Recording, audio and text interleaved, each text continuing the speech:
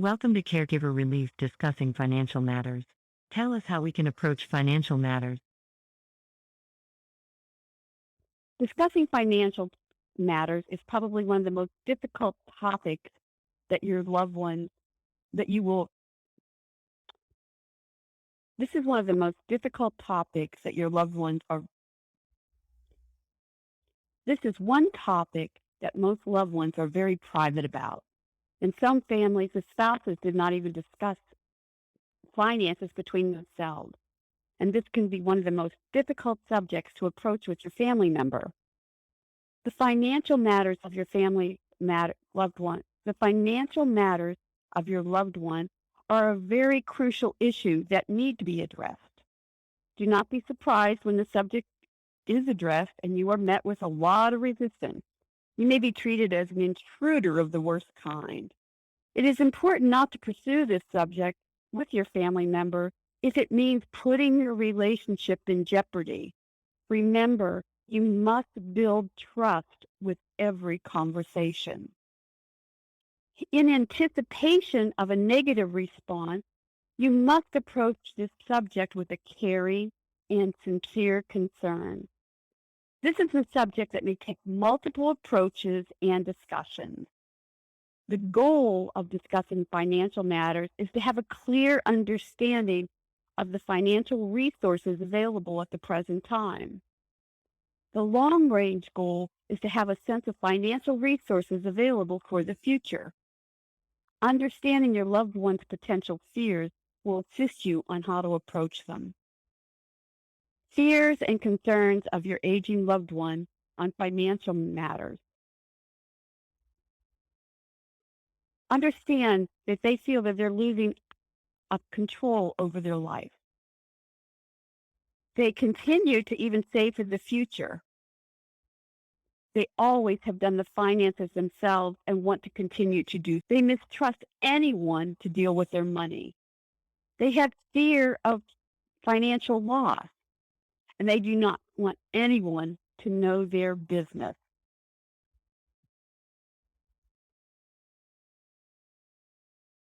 What are signs that our family member needs help with financial matter? Signs that your loved one needs assistance with financial matters include they begin to hoard money, even change around the house. Bills are unopened and mail is piling up. They may start gambling or have increased in amounts that they gamble. There are lots of new products or packages sent to the house bought from TV or online. Are they scrimping on food or medication? Have they stopped their social activities, such as going out to dinner or to a movie? Are there overdue notices in the mail? Are utilities being cut off or interrupted for non-payment? Is the credit card balance increasing or staying the same? Are they complaining that they do not have enough money? What steps can we take to open the discussion on financial matters? There are several approaches that you may consider taking. Suggestions are like, let's do this in case you're not able to write your own bills. Or, I can take over that responsibility so that you don't have to worry about it anymore. Or, if we plan in advance and get organized, this will make it easier to make important decisions when and if the time comes. Another approach is this will give us an opportunity to see what your options are for care in the future, and then be able to make educated decisions based on your financial picture. Or, hey, you want to travel. This way your bills get paid, the mail gets picked up without any worry on your part.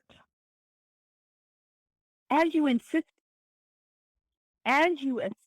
them in organizing their documents, ask your loved one's permission to review their bank account, investing information, mortgages, insurance policies, etc. It is important to remember this is not a time to make judgments on their financial situation, or even to make recommendations on what you think that they should be doing. These recommendations can create animosity and close the door to any future conversations. Be prepared that if your loved one is difficult or not open to any help at all, you just may have to postpone learning about their finances. This is truly a difficult situation to accept. But your loved one, unless deemed mentally incompetent, is an adult and is still in control of their life. Unless your loved one is in harm's way due to their finances, you may have to delay your involvement until a crisis occurs. It is important that you do not give up on obtaining the information. It is important that you do not give up on obtaining the information to assist your family member. Just do not alienate yourself over this subject.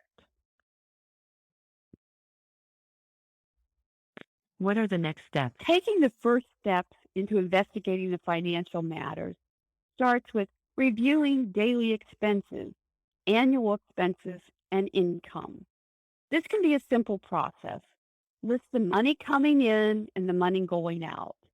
This should be reviewed and reevaluated every 6 months. Here are some questions to consider as you're going through the process. Is the present financial situation stable? Is there any change in the mental or physical health of your family member that requires assistance or outside help? Has there been a change in the financial market that requires investigating or other investment strategies? Will the present financial strategy reach the goal for the future care needs? The present financial situation cover the cost of care needed now and in the future? It's time to develop a budget. You can develop a simple budget. Develop an expense file for receipts and bills paid. If this is something you do not feel comfortable doing, or your parents are adamant about family members not being involved, there are outside resources that can assist you with this. There's the American Association of Daily Money Managers. Their website is www.aadmm.com. Their number is 1-877-326-5991. Then there's the National Association of Personal Insurance Advisors. That website is www.napfa.org. And their telephone number is 1-888-333-6659. And AARP has a foundation money management program, and that website is www.aarpmp.org. Some loved ones may have a CPA or a financial planner that should be consulted. Some have an elder care law attorney already handling their finances. And the next step is trying to calculate their net worth. And this can be difficult for many, and it may take having a professional help you with these. But to calculate your net worth, this is the difference between all the assets and all the liabilities. And this is important to know to prepare for future resources for future care needs. This may also be an area that may need assist in improving the present financial situation.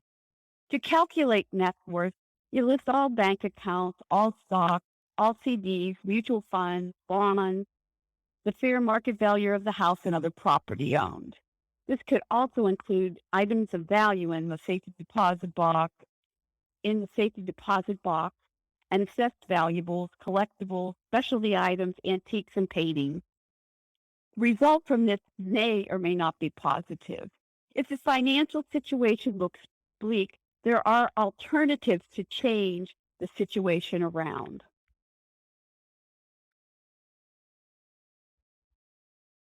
What are the next steps? The next steps are to determine your financial goals. It's important to set short-term and long-term financial goals, tax planning, estate planning, and it's time to investigate solutions to obtain these goals. Solutions that you may want to explore are things like long-term care insurance, reverse mortgages, veterans benefits. Definitely investigate your state's Medicare spending down policy and the look back period for that spending down. Social Security, check out the life insurance policies, the the Medicaid eligibility requirements for your state, and the Medicaid waiver program to maintain care at home. Review all insurance coverage, home care, health and medical, auto insurance, life insurance. Evaluate each policy for over and under coverage. For Medicare coverage, explore the need to purchase supplemental coverage and prescription coverage. If your loved one qualifies for Medicaid, you don't need to require a supplement. To summarize, taking over your loved one's finances is a very emotional time. As a caregiver, you may be sensitive. As a caregiver, you must be sensitive to the needs of your loved one. Be sensitive to this issue and approach it with the utmost respect. Trusting you to take over the financial matters is giving up a part of their independence and control. It is important to allow your loved one to do what they can to continue. It is important to allow your loved one to do what they can, continue to do for as long as they can. If they are able to write checks or make deposits, allow them to continue to do those tasks for as long as possible. Put a system in place so that you will be able to identify missed payments or deposits. Take over any new task gently and with respect. Try to get your loved one to agree to direct deposit and automatic bill payments to decrease your own involvement. It is important to make sure that bills are getting paid, the checks are getting deposited. You can make bill paying easier and you have left the financial control to your loved one. Take over the task with the finances only when your loved one asks you to do, or it is in their best interest that you do so. The next lesson I'm going to discuss is future living arrangements. Thank you for this valuable information.